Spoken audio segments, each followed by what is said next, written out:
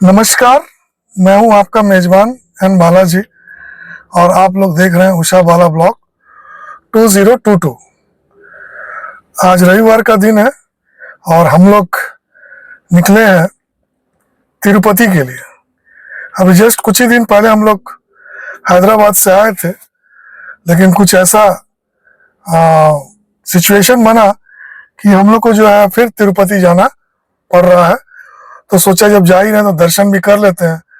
संजोग से टिकट मिल गया तो दर्शन के लिए भी हम लोग का लाइनअप हो गया और रूम वगैरह का भी लाइनअप हो गया। अभी हम लोग ठहरे हैं एक बड़े से होटल पर, जहाँ की ब्रेकफास्ट करने के लिए। अब देखना होगा यहाँ ब्रेकफास्ट कैसा है, लेकिन इससे पहले हम लोग का अब तक का जर्नी को आप लोग थोड़ा सा देखिए। फिर उसके बाद मैं आप लोग को लंच पॉइंट, जो ब्रेकफास्ट पॉइंट है, वहाँ पर आपको ले चलता हूँ। सुबह सुबह का समय है। हमारे गाड़ी इर्टिगा के बैक पोर्शन पर जो सामान रखने का जगह है, वहाँ पर सामान को प्रॉपर तरीक़ा से अरेंज किया जा रहा है, क्योंकि करीब करीब 7-8 दिनों का सफ़र है और इसमें सामान को सजाना और खाने पीने के सामान को रखना प्रॉपरली और पानी वगैरह को भी सही तरीक़ा से रखना, ये इन्हीं लोगों की जिम्मेदारी है और वही वो निभा रहे हैं। ओम महागणपति, ओम गम गणपति, ओम महागणपति। एक बार फिर हम लोग आ चुके हैं NH-16 पर हाईवे को नापने। जैसा कि आप लोग थंबनेल में देखा है कि हम लोग जा रहे हैं तिरुपति, तिरुमला, भगवान बालाजी का दर्शन करने के लिए। लेकिन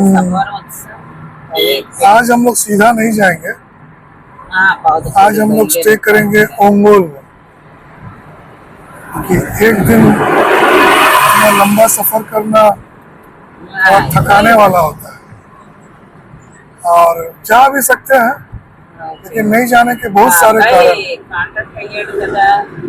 इसका एक कारण ये है कि हम लोग जो है आज एक और गणेश मंदिर है, बहुत फेमस गणेश मंदिर है, तो कोनसीमा के प्रांत में पड़ता है। तो आज हम लोग जा रहे हैं उस कोनसीमा प्रांत के गणेश मंदिर का दर्शन करने के लिए। चलिए चलते हैं सीधा पहले गणेश जी का मंदिर, और भी बीच में बहुत सारे अट्रैक्शन होंगे, उन अट्रैक्शंस को मैं कैप्चर करूंगा और आप लोग को दिखाऊंगा। फिलहाल NH-16 को नापते हैं। समय हो रहा है 7:15 और हम लोग निकले थे करीब करीब 6:45, और ये आज हमारे दिन का पहला टोल आ गया है। चलिए में हम लोग जो है बाईपास रोड से चले हैं, जैसा कि हमेशा हम लोग चलते हैं। और आज इस टोल में बहुत ही कम ऑप्शंस है, गेट जो है खुला हुआ, तो इसलिए जो है थोड़ा सा देखने में दिक्कत हो रहा है। ये पहुंच गए हम लोग पहला टोल पर। क्या हुआ भाई? स्कैनर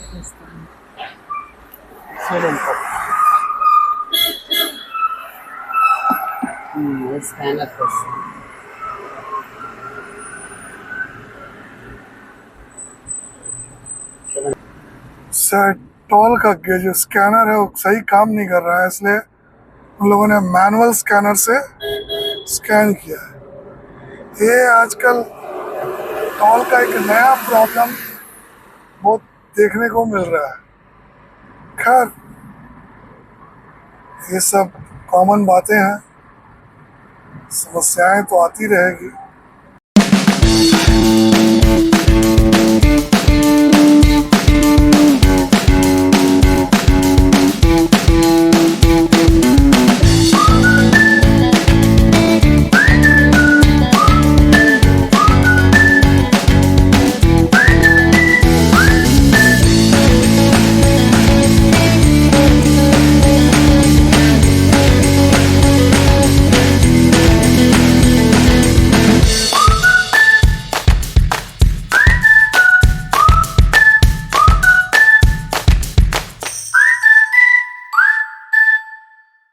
ये था सुबह से लेकर इस ब्रेकफास्ट पॉइंट तक पहुंचने का लेखा जोखा। यही है होटल वोलेटी ग्रैंड प्योर वेज।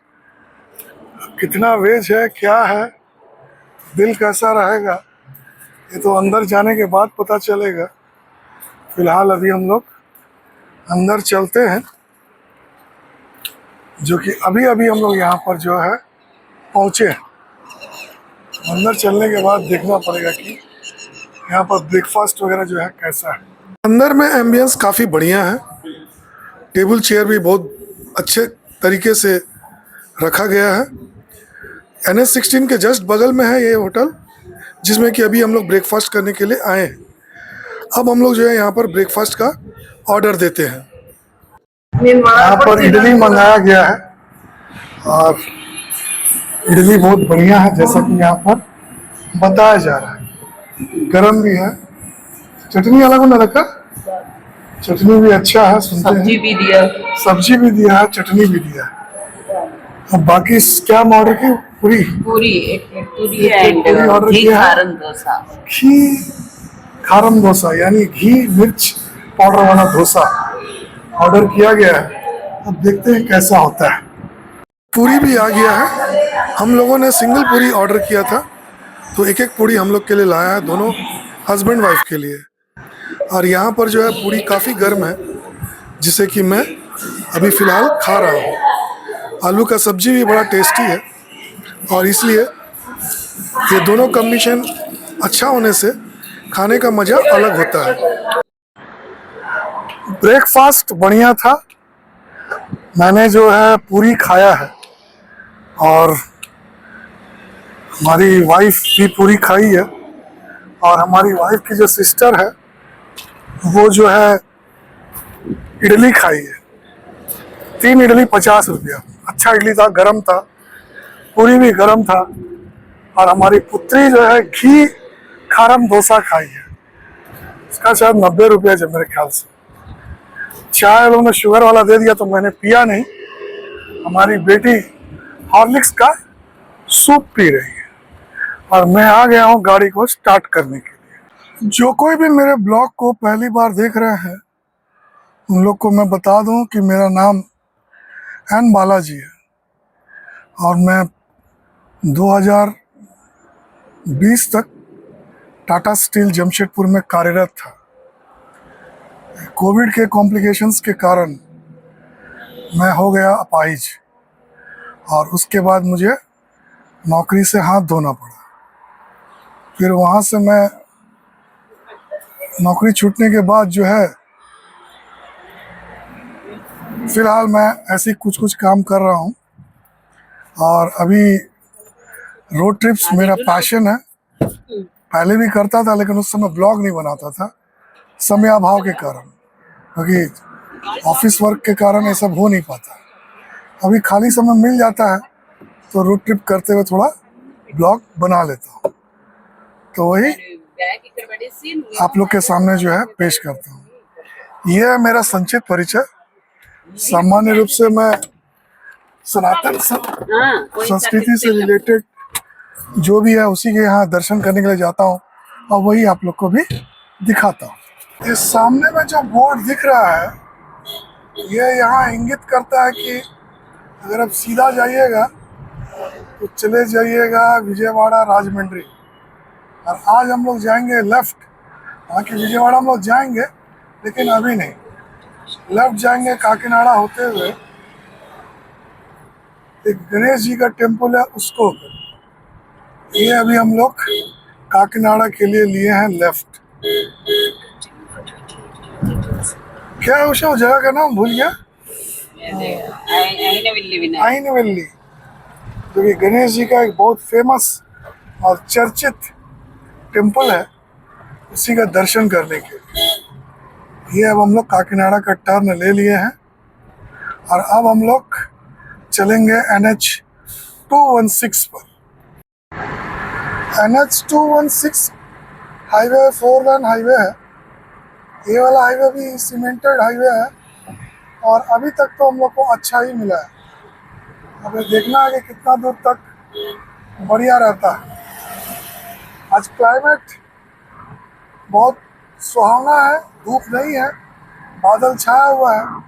जैसा कि आपको दिख रहा है सड़क के दोनों तरफ नारियल के पेड़ और इसके बीच से हम लोग जो है निकल रहे हैं। काकीनाडा में बड़ा जानदार पानी हो रहा है। मौसम तो आपको दिख ही रहा है, सामने पूरा बादल छाया हुआ है। शायद मौसम का अनुमान यही है कि क्लाइमेट 3 दिन तक कुछ इसी तरह से रहेगा इस जोन में। अब हम लोग जिस जोन में जा रहे हैं वहाँ कैसा है ये पता नहीं। संभावना यही है कि शायद मोर और लेस इसी तरह से रहेगा, देखना पड़ेगा। और इसी मौसम में अच्छी बात यह है कि ट्रैफिक थोड़ा सा कम है काकीनाडा में, क्योंकि पानी बरस रहा और रविवार के दिन होने के कारण थोड़ा सा कम है आम दिनों के मुनिस्बत। बाकी दिनों में तो अगर आप चलना भी मुश्किल है इस जगह पर। पानी की बौछार काफ़ी तेज हो गई है और इसी तेज बारिश में हम लोग बढ़ रहे हैं आइनविल्ली गणेश जी का मंदिर के लिए। काकीनाडा की एक खासियत है, यहाँ पर बड़े रसीले खाजा मिलता है और उस खाजा का टेस्ट को केवल आंध्र प्रदेश ही नहीं, इवन वो खाजा अमेरिका यूरोप में रहने वाले जो साउथ इंडियंस हैं वो लोग भी इसका स्वाद लेते हैं। और यहाँ से जो है उनके रिलेटिव्स या खुद दुकानदार वाला भी पार्सल करता है, जो कि कोटैया खाजा के नाम से प्रसिद्ध है। अभी हम लोग जस्ट पहुँचे यानम। यानम में पेट्रोल भरवाया, फुल टैंक करवाया। 97 रुपीज़ पर लीटर है यहाँ, यानी विशाखापट्टनम से 10 रुपया एग्जैक्टली 10 रुपया कम है। गोदावरी का ब्रिज पर अभी हम लोग चल रहे हैं। गोदावरी बीच गोदावरी में पूरा का पूरा भरा हुआ पानी, कुछ ही दिन पहले सूखा हुआ था, आज पूरा पानी गिरा है। पूरा का पूरा जो है पानी भरा हुआ है। 2 दिन का खाली पानी गिरने पर, 2 दिन में नहीं, शायद आज नहीं, कल भी गिरा था, कल इस साइड भी गिरा था, आज भी इधर गिरा है, जैसा कि सूत्रों से पता चला। आज तो हम लोग देख ही रहे हैं, कल का हम लोग को सूत्रों से पता चला। मौसम देखिए भाई साहब, क्या शानदार, क्या जानदार, क्या मजेदार। आज तो गर्मी लगता है यहाँ पर खत्म ही हो गया। ఈ వర్షం వెళ్ళదని అప్పుడు గర్మి ప్రభావం చూపిస్తుంది। फिलहाल तो गर्मी खत्म ही लग रहा है कि जिस रेंज का पानी गिर रहा है, अद्भुत, कुछ कहा नहीं जा सकता। ये जो जगह है जहाँ से हम लोग गुजर रहे हैं, इसका नाम है मुरमुल्ला। यहाँ पर एक शिव जी का बहुत ही बड़ा मंदिर है और कहा जाता है जिस किसी का भी ब्याह नहीं हो रहा है, यहाँ पर आकर शिव जी का पूजा अर्चना करने से उसका ब्याह जो है बहुत जल्दी होता है। और ये रहा गोदावरी नदी का एक और पाया। पाया मीन्स ब्रांच। कोनसीमा में गोदावरी नदी के बहुत सारा ब्रांचेस हैं, जिसे कि यहाँ पर पाया कहा जाता है।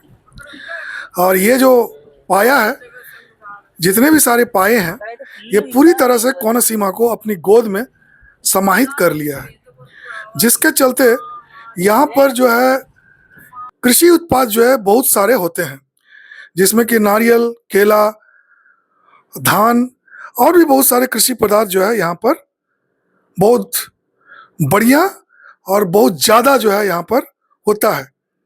इसलिए कोनसीमा का महत्व जो है कृषि उत्पाद के मामले में काफ़ी ज़्यादा है। अब हम लोग यहाँ से लेंगे दायां। ये है विलेज रूट। 8 किलोमीटर।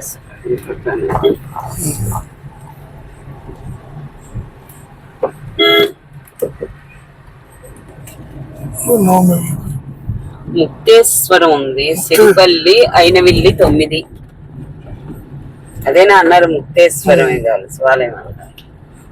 कोनसीमा प्रांत में खेती और बीचेस ही नहीं बल्कि बहुत सारे पुराने और पौराणिक मंदिर भी है जिनका दर्शन करने से बड़ा अच्छा फल मिलता है। पहुंच गए हम लोग आइनवेली विनायक स्वामी का मंदिर। यहाँ पर गाड़ी पार्क कर दिया है जो पार्किंग है। अब हम लोग जा रहे हैं मंदिर की ओर। ये है मंदिर का प्रवेश द्वार जिससे कि अभी हम लोग अंदर जाएंगे। यहाँ पर आते साथ हमारी पत्नी और उनकी बहन जो है फोटो खिंचाना शुरू हो गया है। ये जो कितना स्पष्ट और सुंदर यहाँ पर जो है प्रवेश द्वार आपको दिख रहा है, उसके अंदर में गज स्तंभ है। ये पूरा जो है मंदिर का परिसर है जिसे कि मैं आप लोग को दिखा रहा हूँ। ये बगल में एक टिकट काउंटर भी है। कुछ लोग अव्यवस्थित रूप से चप्पल भी गेट के बगल में रख दिए हैं क्योंकि पानी गिर रहा है और यहाँ पर कोई अरेंजमेंट नहीं है चप्पल रखने के लिए। ये है पूरा मंदिर, काफ़ी बड़ा मंदिर है, देखने से प्रतीत हो रहा है। और ये अंदर अभी हम लोग आए हैं दर्शन करने के लिए। चूँकि 12 बज चुका है इसलिए भोग लगाया जा रहा है भगवान को। और यहाँ पर अभी हम लोग दर्शन करेंगे। दर्शन करने के बाद जो है आगे बढ़ेंगे और लोगों को दर्शन करने देने के लिए। ये मंदिर के अंदर में बहुत बड़ा प्रांगण है और यहाँ पर जो है हवन हो रहा है। चूँकि यह रविवार का दिन है इसलिए शायद लोकल पीपुल यहाँ पर हवन करवा रहे हैं। शायद हो सकता है कोई बाहर से भी आया हो। चूँकि हमें समय कम है इसलिए हम लोग अभी हवन में पार्टिसिपेट नहीं कर पाएंगे। यह है जम्मी वृक्ष। जम्मी वृक्ष को सनातन संस्कृति में बहुत पवित्र माना जाता है। यहाँ पर बहुत सारे लोग अपनी मनोकामनाओं को कागज में बांधकर यहाँ पर लटकाए हुए भी हैं। यह है भोजनशाला जहाँ पर कि अभी हम लोग आए हुए हैं भोजन करने के लिए। काफ़ी सारे लोग यहाँ पर भोजन करने के लिए आए हैं। इस मंदिर में पूरी तरह से मुफ्त में यहाँ पर श्रद्धालुओं को भोजन कराया जाता है और भोजन भी गर्मा गर्म और स्वादिष्ट होता है जैसा कि आप लोग को यहाँ पर दिख रहा है। चावल दाल सब्जी चटनी और छोटा थोड़ा सा खीर, ये यहाँ पर आज का मेनू है। और यहाँ पर देखिए लाखों लोग जो है यहाँ पर भोजन कर रहे हैं। आप चाहे तो दान दक्षिणा भी दे सकते हैं। इस भोजनशाला में भोजन का समय दोपहर 12 से 3 बजे तक का है और यहाँ पर देखिए दही भी दिया जा रहा है। बहुत ही शानदार दर्शन हुआ। जितना एक्सपेक्टेशंस था उससे कहीं ज़्यादा अच्छा दर्शन हुआ गणपति जी का आइनवेली में। तो और साथ ही साथ सबसे मजेदार बात यह है कि पानी में बंद हो गया। यही आइनवेली महागणपति के मंदिर से मैं एन बालाजी आपका मेजबान आप लोग से इजाज़त लेता हूँ क्योंकि ब्लॉग बहुत लंबा हो जाएगा अगर इसी ब्लॉग में मैं ओंगोल तक आप लोग को दिखाऊं तो इसलिए इस ब्लॉग को यहीं पर समाप्त करता हूं। अंत में ब्लॉग का संदेश, धर्म की रक्षा कीजिए, देश से प्रेम कीजिए और स्वस्थ रहिए। मुझे उम्मीद है कि यह ब्लॉग भी अन्य ब्लॉग की तरह आप लोग को पसंद आया होगा। अगर पसंद आया तो लाइक जरूर कीजिए। अंत में आप लोग का बहुत बहुत धन्यवाद।